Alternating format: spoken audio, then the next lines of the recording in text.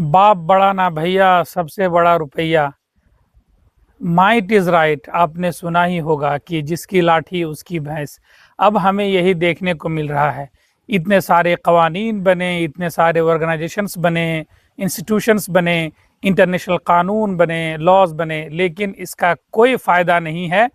भाई मकड़ी के जाल के तरह है ये कानून बड़े लोगों के लिए, और उसी तरह से ये लोहे के जाल की तरह है उन लोगों के लिए जो लोग कमज़ोर हैं, ताकतवर नहीं हैं। अब ताकत का इस्तेमाल करके कुछ भी कर सकते हैं, इसका सबूत हमें देखने को मिला। आप चाहें राष्ट्रपति हो, प्रधानमंत्री हो, आपकी कोई औकात नहीं है अगर आपके पास न्यूक्लियर बम नहीं है। देखिए यही हुआ है। ठीक उसी तरह से 2 जनवरी को आपने देखा कि अमेरिका ने अपने ही पड़ोसी मुल्क, बल्कि वो सबको ये लेसन देते फिरता है कि जो है पड़ोसी मुल्क के साथ आप अच्छे से पेश आइए, उनके साथ समझौता करिए और किसी तरह का कोई झगड़ा ना हो। बल्कि वो खुद बार बार ये क्लेम करता है कि हमने इंडिया पाकिस्तान के झगड़े को रुकवाया।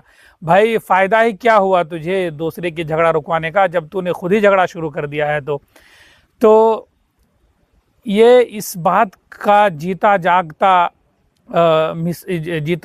तस्वीर है कि आप ताकत के बिना पर कुछ भी कर सकते हैं। ये कहा जाता है कि वेनेजुएला के पास ऑयल का, तेल का सबसे बड़ा भंडार है, और किसी की नज़र उस पे लग गई और उन्होंने उस कंट्री पे अटैक करके वहाँ के प्रेसिडेंट को उठा ले आया अपनी कंट्री में, और अपने मन मुताबिक, मन मुआफिक, अपने अकॉर्डिंग ही उस पर केस चलाने का निर्णय लिया है। भाई आपको ये इजाज़त कौन देता है, या आप किस कानून के तहत, किस इंटरनेशनल लॉ के तहत आप ऐसा कर सकते हैं कि किसी भी सोवरेन कंट्री के राष्ट्रपति को, बल्कि वहाँ के लोगों के, जनता की चुनी हुई सरकार के राष्ट्रपति को आप ज़बरदस्ती उसको ड्रैग करके, उसको खींच के लेके आए, हथकड़ी पहनाएं, अपने कंट्री में लेके आए और उस पर केस चलाएं, मुकदमा चलाएं। वो अपने लिए, अपने देश के लिए, वो तो एक सेवा करने वाला आदमी था, जो अपने कंट्री में अपने जनता की शायद सेवा कर रहा था।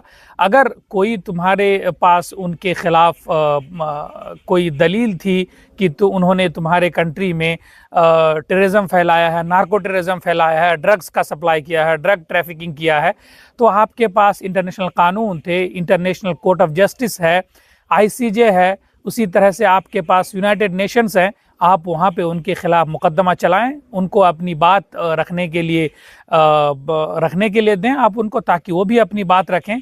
ये तो बेसिक प्रिंसिपल्स होता है ना कि कोई भी आदमी अपनी सफाई पेश करे। आपने उनको ये भी इजाज़त नहीं दी, बल्कि ज़बरदस्ती उनको घर से उठा के लेके आया और उनके ऊपर केस चलाना शुरू कर दिया, और वो भी एक सोवरेन कंट्री, आपका पड़ोसी मुल्क। बताइए आपके जो और पड़ोसी मुल्क हैं उनके दिल में भी क्या जाता रहा होगा, उनको भी कितनी तकलीफ़ें, या उनको भी ये डर सता रहा होगा कि पता नहीं मेरे ऊपर कब हमला शुरू हो जाए और वो भी न्यूक्लियर बम बनाने की तैयारी शुरू कर दे। इस तरह से तो आप दुनिया में पीस लाने के बजाय एक आपने वार छेड़ने का काम किया है, ऐसा लग रहा है। अब जो कंट्रीज़ भी जिनके पास न्यूक्लियर पावर नहीं है, वो तो अपनी सेफ्टी और सिक्योरिटी के लिए वो भी इसका काम शुरू करेंगे। और आप जानते हैं कि न्यूक्लियर बॉम्ब जो होता है, पावर, कितना ख़तरनाक होता है, कैसे पूरे आलम में तबाही मचा सकता है। बल्कि एक एक बम जो है पूरे कंट्री को तहस नहस कर सकता है, उसकी जनता को तहस नहस कर सकता है। इस वजह से हम चाहेंगे कि इस तरह की चीज़ें दोबारा ना हो। इसीलिए जितने भी बड़े बड़े कंट्रीज़ के लीडर्स हैं, लीडरान हैं, उनको चाहिए कि इस एक्ट की मज़म्मत करें, इस हरकत की मज़म्मत करें, उनकी तनकीद करें, और उनसे ये कहें कि इस तरह की हरकत इस पीसफुल वर्ल्ड में आपके लिए अच्छा नहीं है, इसको छोड़ें आप। और जिस तरह से एक पीसफुल कंट्री बनाना चाहिए पूरे वर्ल्ड को, आप उसी तरह से बनाइए और इस तरह की हरकतों से बाज आइए। Thank you. बाप बड़ा ना भैया, सबसे बड़ा रुपया।